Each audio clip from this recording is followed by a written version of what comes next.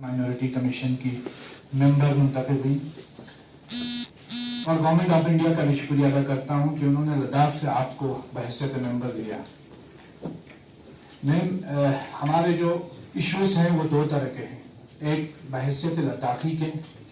और एक बहैसियत हिंदुस्तानी मुसलमान के। हम जब हिंदुस्तान का कानून पढ़ते हैं तो उसमें सबसे पहली चीज जो पढ़ते हैं, we the people of India, हम भारत के लोग। और उस लोग में कोई जात नहीं होती, कोई मजहब नहीं होती, कोई रंग नहीं होता, कोई नस्ल नहीं होता। पहले तो मैं बहैसियत एक हिंदुस्तानी मुसलमान के आपके सामने अपनी बात रखूंगा, वो ये कि एक अरसे से हम देख रहे हैं कि एक ग्रुप और एक खास सोच के लोग इस देश के मुसलमानों को, दीगर अक़लियतों को भी ओपनली, छुपे हुए नहीं, ओपनली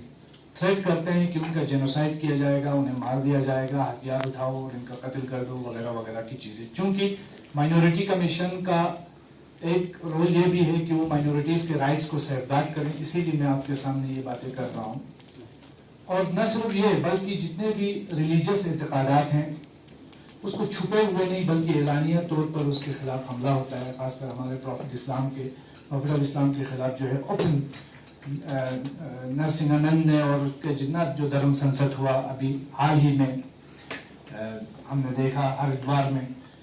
न उनके खिलाफ कोई सीरियस एक्शन होता है, न उनके खिलाफ कोई बोलने वाला है। और अनफॉर्चुनेटली हमने ये भी देखा कि नेशनल माइनॉरिटी कमीशन भी कहीं पे नजर नहीं आया, उनकी तरफ से भी कोई स्टेटमेंट, सॉलिड स्टेटमेंट आना चाहिए था, हम एक्सपेक्ट कर रहे थे। क्योंकि आप ये देखें मैम कि जैसा आपने कहा कि हम लद्दाख के अंदर जो माइनॉरिटीज है, बुद्धिस्ट और मुसलमान, हम लोग दोनों माइनॉरिटी हैं लेकिन दोनों मेजोरिटी भी है। एक वाकया अगर यूपी में होता है तो उसका इम्पैक्ट आपको यहां से लेकर के, लद्दाख से लेकर के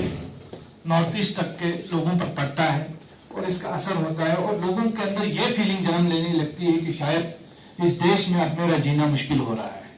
तो ये सोच जो पनप रही है, सोच को रोकने की जरूरत है। और इस सोच के लिए जरूरी है कि जो एक रेडिकल सोच सामने नजर आ रही है, उस सोच पर कम से कम पहरा डालने की जरूरत है और इनके खिलाफ नॉन बेलेबल वारंट इनके खिलाफ होना चाहिए। दूसरी एक चीज हम देखते हैं मैम, पूरे देश के अंदर सच्चर कमेटी रिपोर्ट पेश की गई, इससे पहले रंगनाथन मिश्रा कमेटी रिपोर्ट पेश की गई। सच्चर कमेटी रिपोर्ट का आज तक उसको इंप्लीमेंट नहीं किया, बल्कि अनफॉर्चुनेट केस ये है कि अभी हाल ही में हमारे मिनिस्टर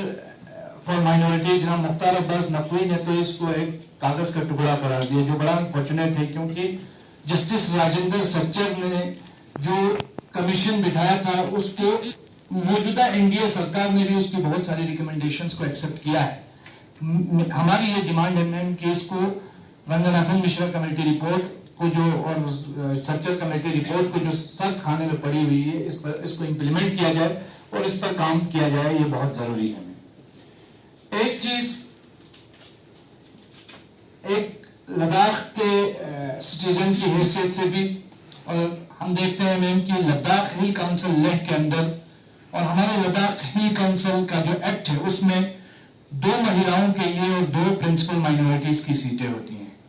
बट अनफॉर्चुनेटली हमने देखा कि लेह हिल काउंसिल के अंदर एक माइनॉरिटी सीट को डाइल्यूट किया गया और एक महिला की सीट को भी डाइल्यूट किया गया है। बहैसियत एक औरत के भी आपसे भी रिक्वेस्ट है कि इन इश्यूज को यूटी एडमिनिस्ट्रेशन से टेकअप करें, क्योंकि यूटी एडमिनिस्ट्रेशन ये बड़ा इनजस्टिस किया है लेह के अंदर, और वहां के महिलाओं के साथ भी और वहां की माइनॉरिटीज के साथ भी। एक इशू और भी है मैम, हम लेह और करगिल के लोग एक अरसे से हमें ये कहा गया था कि आफ्टर एब्रोगेशन ऑफ आर्टिकल 370 यहाँ का लोगों का एम्पावरमेंट होगा, लोगों का विकास होगा। लेकिन हमसे तो लेजिस्लेचर भी छीन लिया गया, हमसे तो पॉलिटिकल पार्टिसिपेशन जो एक होनी चाहिए वो हमारे पास नहीं रही। बल्कि गवर्नमेंट ने हमारे साथ बातचीत का भी एक सिलसिला शुरू किया था, खासकर कारगिल डेमोक्रेटिक अलायंस और लेह एपेक्स बॉडी के साथ, जो सिलसिला भी गवर्नमेंट ने 2 महीने से इसको पेंडिंग रखा हुआ है। हम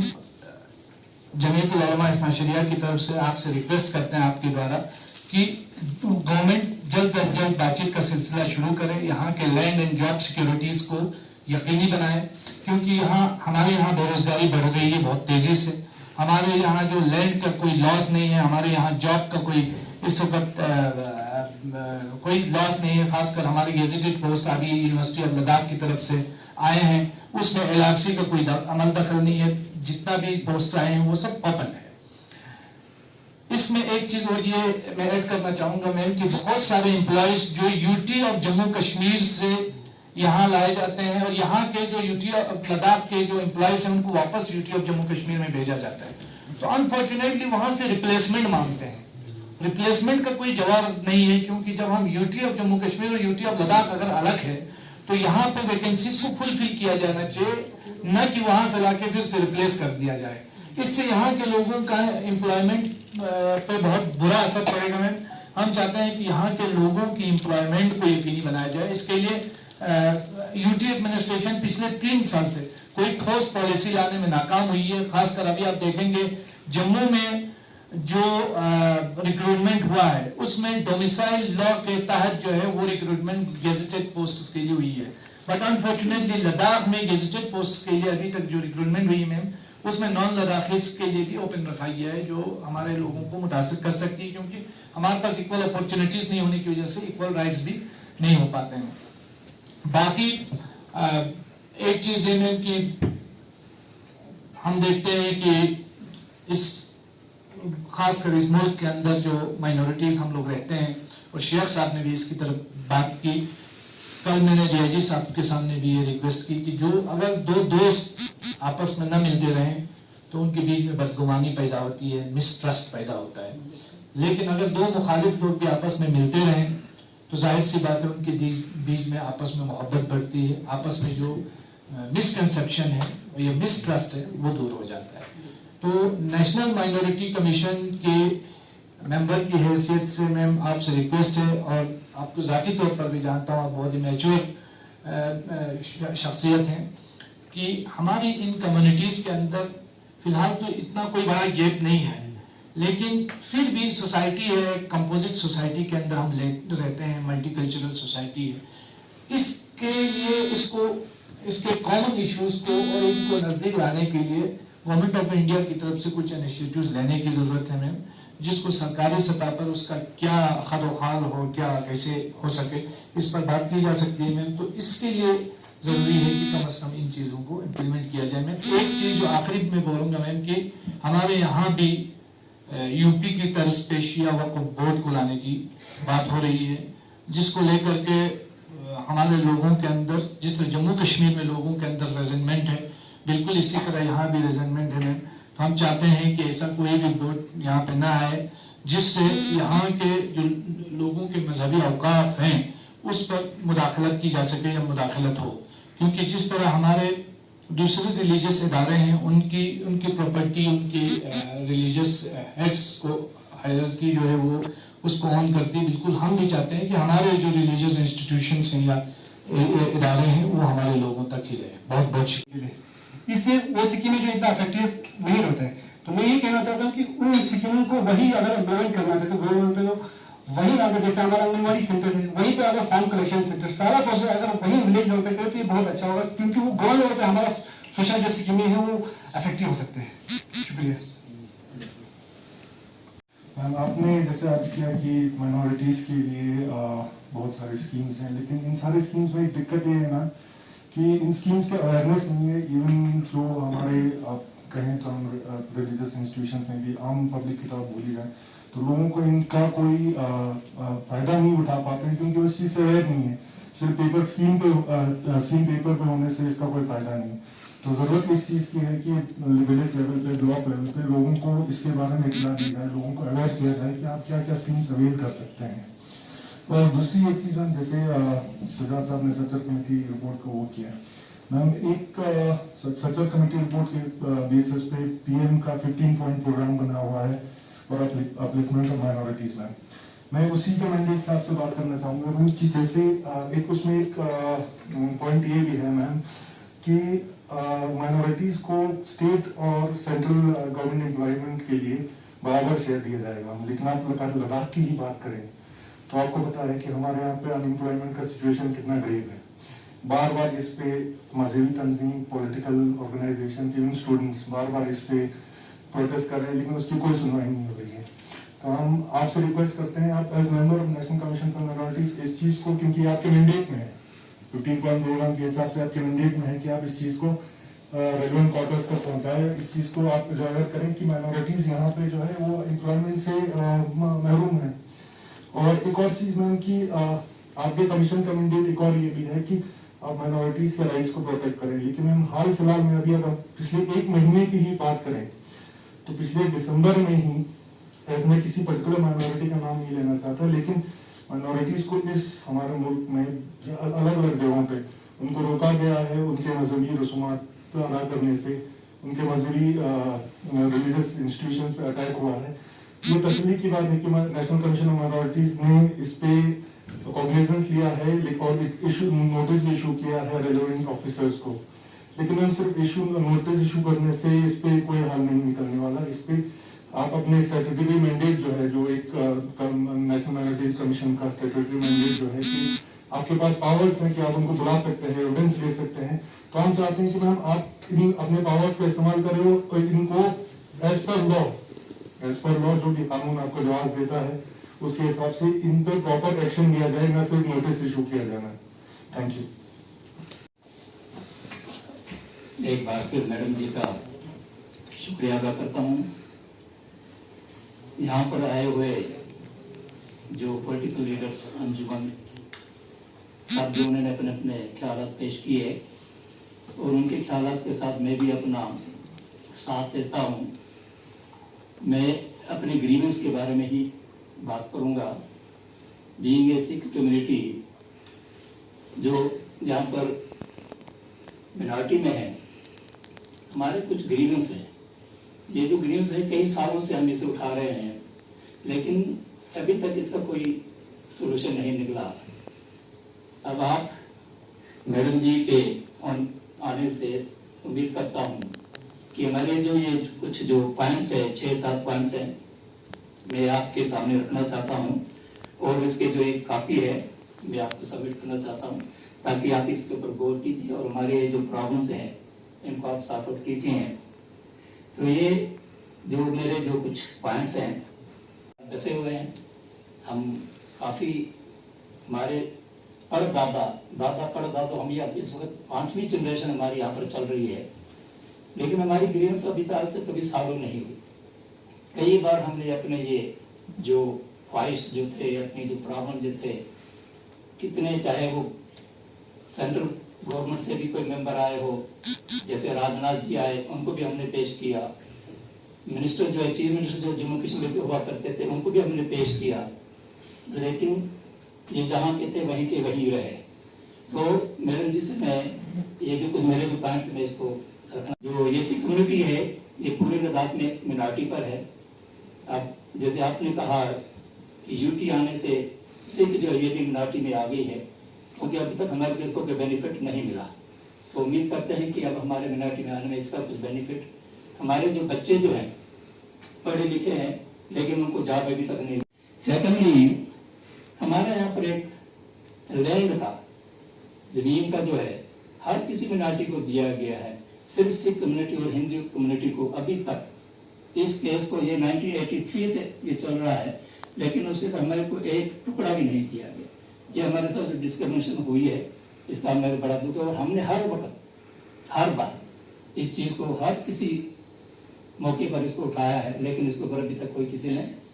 गौर नहीं किया। तो उम्मीद है कि हमारा एक काम आपके थ्रू से हो सकता है। सिख कम्युनिटी होने के नाते मैं ये चाहता हूँ कि हमारे यहाँ पर रिजर्वेशन हो, हमारा कोई रिप्रेजेंटेशन हो यहाँ पर सिख कम्युनिटी का मिनॉरिटी के तौर पर। चौथा हमारे पास है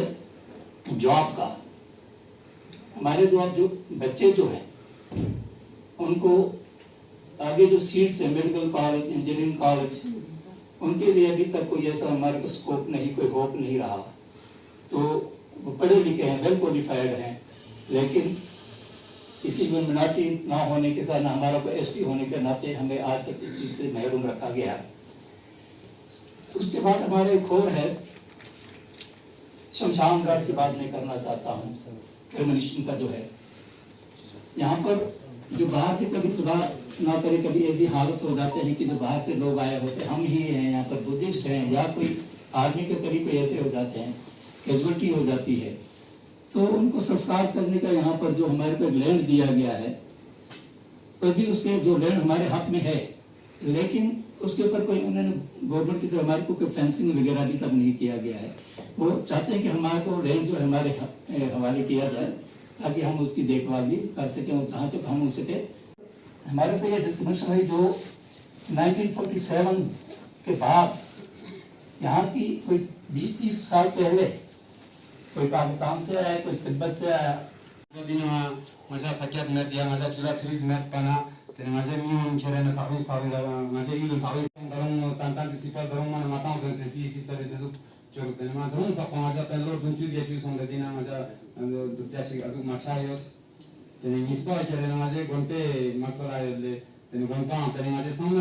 माझ्या नाते चौकसे त्याने एक्झिक्युटिव्ह बॉडी सांग त्याने माझ्या होम इदारा सांगणे का सांगते माझ्या खटाप करे त्याने माझे नावासा माझे पिक्चर दर्जले त्याने चुजलूच ना त्याने माझ्या पॉलिटिकल पार्टी सांगणे देऊन ला सांगते माझ्या खटाप करे पण जुआ पस्तीन दे काम त्याने सिंह सांग मसाज जो त्याने दे मेजर सिग्नल डिग जकांच्या मामो सिग्नल मिंडिग जकांच्या मामो सिंह मामोसले त्याने माझ्या दिवानला चांग तुझना सालगोस त्याने तादरिंगा जुचेस हेंचेंडा त्याने दासन कोण मलकान नाजिनला